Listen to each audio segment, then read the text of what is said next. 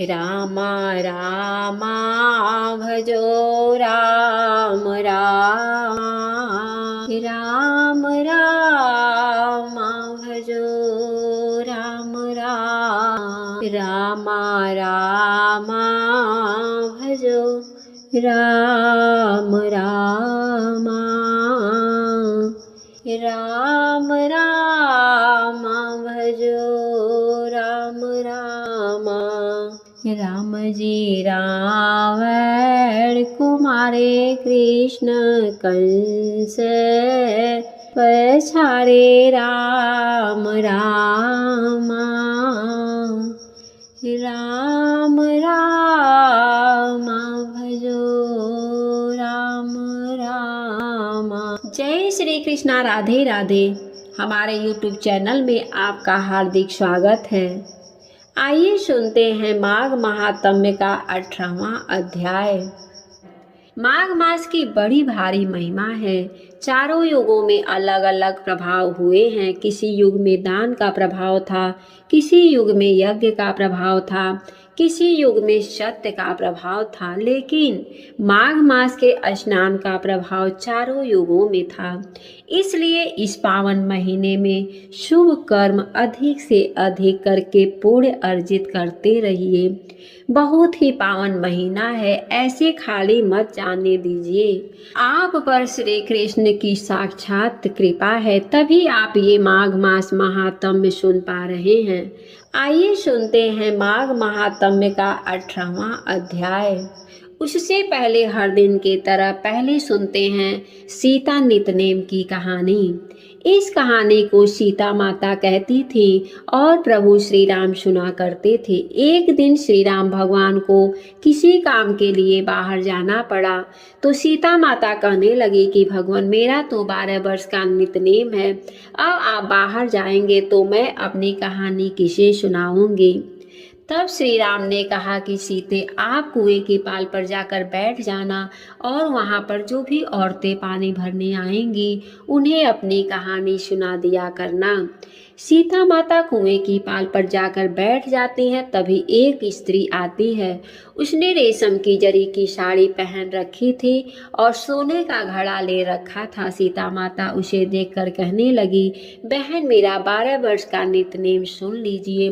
पर वह स्त्री बोली, मैं तुम्हारा नितनेम सुनूंगी, मुझे घर जाने में देर हो जाएगी और मेरी सासू माँ मुझसे झगड़ा करेंगी। इसलिए उसने कहानी नहीं सुनी, अपने घर चली गई। लेकिन उसके घर जाते ही उसकी रेशम की जरी की साड़ी फट जाती है, सोने का घड़ा मिट्टी के घड़े में बदल जाता है। सासू ने देखा तो पूछा, अरे बहू, यह किसका दोष अपने सिर पर लेकर आ गई है। बहू बोली, माँ जी, कुएं पर एक औरत बैठी थी, उसने अपनी कहानी सुनने के लिए कहा, लेकिन मैंने उनकी कहानी नहीं सुनी, शायद उसी का यह फल मुझे मिला है। बहू की बात सुनकर अगले दिन वह साड़ी और वही घड़ा लेकर सासू माँ कुएं के पास चली जाती हैं। सासू को वहीं पर सीता माता बैठी मिली, तो सीता माता ने कहा, बहन, मेरी कहानी सुन लीजिए। सासू बोली, एक बार छोड़, मैं तो 4 बार कहानी सुन लूंगी। तब सीता माता बोली, राम आए, लक्ष्मण आए, देश के पुजारी आए, नित नेम का नेम लाए, आओ राम, बैठो राम, तपी रसोईया जीमो राम, माखन मिश्री खाओ राम, दूध बतासा पियो राम, सुत के पल का मोटो राम, साल दुसाला पोटो राम, साल दुसाला ओढ़ो राम, जब बोलूं तब राम ही राम, राम समारे सबके काम, खाली घर भंडार भरेंगे, सबका बेड़ा पार करेंगे, बोलो श्री राम, जय राम, जय जय राम। सासू माँ बोली, कहानी तो बहुत अच्छी है। पर कहानी सुनकर सासू घर चली गई और उसकी साड़ी फिर से रेशम की जरी की साड़ी में बदल गया। मिट्टी का घड़ा भी फिर से वापस में सोने के घड़े में बदल गया। बहू ने देखा तो कहने लगी, सासू माँ, आपने यह सब कैसे किया। सासू बोली, बहू, तू दोष लगाकर आई थी और मैं अब दोष उतार करके आ रही हूँ। बहू ने पूछा कि माँ जी, वह कुएं वाली स्त्री कौन थी। सासू माँ ने बताया कि वह तो सीता माता थी। वह पुराने से नया कर देती हैं, खाली घर में भंडार भर देती हैं, वह लक्ष्मी जी का वास घर में कर देती हैं और मनुष्य की जो भी इच्छा हो उसे पूर्ण कर देती हैं। बहू बोली, माँ जी फिर तो ऐसी कहानी मुझे फिर से सुना दो। सास बोली कि ठीक है, तुम भी सुन लो। फिर सास ने कहानी शुरू की। राम आए, लक्ष्मण आए, देश के पुजारी आए, नित नेम का नेम लाए। आओ राम, बैठो राम, तपी रसोईया जीवो राम। माखन मिश्री खाओ राम, दूध बताशा पियो राम। सुत के पल का मोटो राम, साल दुसाला पोटो राम। साल दुसाला ओढ़ो राम, जब बोलूं तब राम ही राम। राम समारे सबके काम, खाली घर भंडार भरेंगे, सबका बेड़ा पार करेंगे। बोलो श्री राम, जय राम, जय जय राम। कहानी सुनकर बहू बोली, माँ जी कहानी तो बहुत अच्छी है। सासू ने कहा, ठीक है, अब से हम इस कहानी को रोज किया करेंगे। अब सास बहू रोज सवेरे उठती, नहाती धोती और पूरी कहानी कहती। एक दिन की बात है, उनके यहाँ पड़ोसन की एक औरत आई और बोली कि बहन जरा सी आग दे देना। बहू बोली कि आग तो अभी हमने जलाई ही नहीं है। पड़ोसन बोली, तो फिर तुम सुबह से 4 बजे से उठकर क्या कर रही हो? तो उन्होंने कहा कि हम तो सुबह सुबह उठकर पूजा करते हैं। फिर सीता माता का नितनेम की कहानी कहते हैं। पड़ोसन ने उनकी बात सुनकर फिर कहा, सीता माता की कहानी कहने से तुम्हें क्या मिला?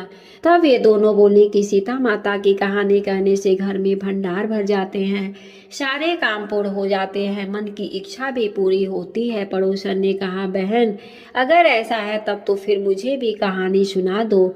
तब बहू बोली कि ठीक है, तुम भी यह कहानी सुन लो। राम आए, लक्ष्मण आए, देश के पुजारी आए, नित नेम का नेम लाए। आओ राम, बैठो राम, तपी रसोईया जीवो राम। माखन मिश्री खाओ राम, दूध बताशा पियो राम। सुत के पल का मोटो राम, साल दुसाला पोटो राम। साल दुसाला ओढ़ो राम, जब बोलो तब राम ही राम। राम समारे सबके काम, खाली घर भंडार भरेंगे, सबका बेड़ा पार करेंगे। बोलो श्री राम, जय राम, जय जय राम। पड़ोसन ने इस कहानी को सुना तो कहने लगी, बहन कहानी तो बहुत अच्छी लगी। अब वह पड़ोसन भी नित नेम प्रेम से सीता माता की कहानी कहने लगी। कहानी कहने से सीता माता ने पड़ोसन के घर में धन के भंडार भर दिए। देखते ही देखते अब तो पूरे मोहल्ले में नित नेम की कथा चल पड़ी और हर किसी की मनोकामना पूर्ण होने लगी। हे सीता माता, जैसे आपने उन सभी के भंडार भरे वैसे ही हमारे भी भंडार भर देना। कहानी कहने वाले के, सुनने वाले के और हुंकार भरने वाले के सबका भर देना। सभी प्रेम से बोलिए सीता मैया की जय। माघ महात्म्य का 18वां अध्याय सुनते हैं। श्री वशिष्ठ ऋषि कहने लगे कि हे राजन, मैंने दत्तात्रेय जी द्वारा कहा माघ मास महात्म्य। अब माघ मास के स्नान का फल सुनो। हे परंतप, माघ स्नान सब यज्ञों, व्रतों का और तपों का फल देने वाला है। माघ मास में स्नान करने वाले स्वयं तो स्वर्ग में जाते ही हैं, उनके माता और पिता दोनों के कुलों को भी स्वर्ग प्राप्त होता है। जो माघ मास में सूर्य उदय के समय नदी आदि में स्नान करता है, उसके माता पिता के 7 कुलों की पीढ़ी स्वर्ग को प्राप्त होती है। माघ मास में स्नान करने वाले दुराचारी और कुकर्मी मनुष्य भी पापों से मुक्त हो जाते हैं और इस मास में हरि का पूजन करने वाले पाप समुदाय से छूटकर भगवान के सदृश शरीर वाले हो जाते हैं। यदि कोई आलस्य से भी माघ में स्नान करता है, उसके भी सब पाप नष्ट हो जाते हैं। जैसे गंधर्व कन्याएं राजा के श्राप से भयंकर कल को भोगती हुई लोमस ऋषि के वचन से माघ में स्नान करने से पापों से मुक्त हो गई। यह वार्तालाप सुनकर राजा दिलीप विनय से पूछने लगे कि हे गुरुदेव, ये कन्याएं किसकी थीं? उनको कब और कैसे श्राप मिला? उनके नाम क्या थे? ऋषि के वाक्य से कैसे श्राप मुक्त हुई और उन्होंने कहाँ पर स्नान किया? आप विस्तार पूर्वक सब कथा कहिए। वशिष्ठ जी कहने लगे कि हे राजन, जैसे अरणि से स्वयं अग्नि उत्पन्न होती है, वैसे ही यह कथा धर्म और संतान उत्पन्न करती है। हे राजन, सुख संगीत नामक गंधर्व की कन्या का नाम विमोहिनी था।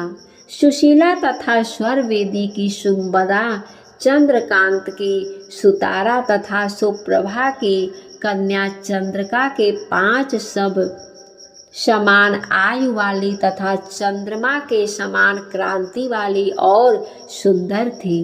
जैसे रात्रि को चंद्रमा शोभायमान होता है, वैसे ही पुष्प की कलियों के समान खिली हुई यह अप्सराएं थी। ऊंची पयोधर वाली पद्मनी वैशाख मास की कामिनी, यौवन दिखाती हुई नवीन पत्तों वाली लता के सदृश गोरे रंग, सोने के सदृश चमकती हुई और सोने के अलंकारों से सुशोभित सुंदर वस्त्र धारण किए हुए, अनेक प्रकार के गाने और वीणा अथवा बांसुरी तथा दूसरे बाजे बजाने में प्रवीण और ताल, स्वर तथा नृत्य कला में निपुण थी। इस प्रकार वे कन्याएं क्रीड़ा करती हुई कुबेर के स्थान में विचरती थी। एक समय कौतुकवश माघ मास में एक वन से दूसरे वन में विचरती हुई मंदिर के पुष्प तोड़कर सरोवर पर गौरी पूजा के लिए गईं। स्वच्छ जल के सरोवर में स्नान करके वस्त्र धारण कर मौन हो बालू मिट्टी की गौरी बनाकर चंदन, कपूर, कुमकुम और सुंदर कमलों से उपचार सहित पूजा। 5 कन्याएं ताल नृत्य करने लगीं। फिर ऊंचे गांधार स्वर में सुंदर गीत गाने लगीं। जब ये कन्याएं नाचने और गाने में लीन थीं, तो उस समय अच्छोदक नामक उत्तम तीर्थ में वेद निधि नाम के मुनि के पुत्र अग्नि ऋषि स्नान को गए। वह युवा ऋषि सुंदर मुख, कमल सदृश नयन, विशाल छाती, सुंदर भुजाओं वाला, दूसरे कामदेव के समान था।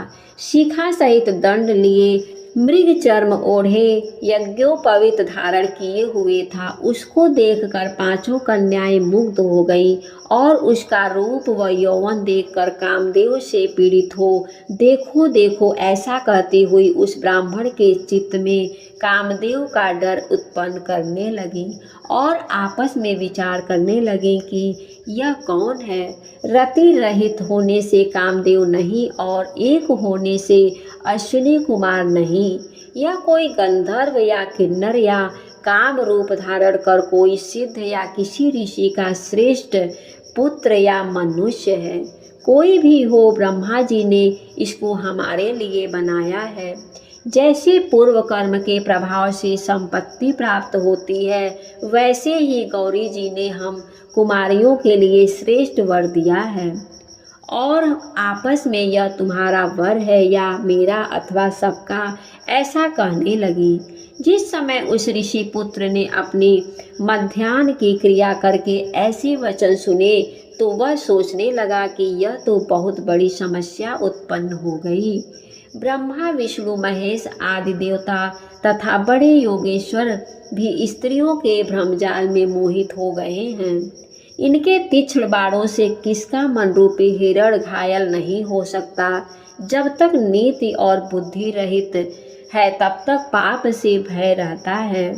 जब तक की गंभीरता रहती है, यम विधि का पालन होता है, तब तक मनुष्य स्त्रियों के काम रूपी बाणों से बाधा नहीं जाता। ये मुझे उन्मत्त और मुग्ध कर रही हैं। किन किन गुणों के धर्म की रक्षा हो सकती है।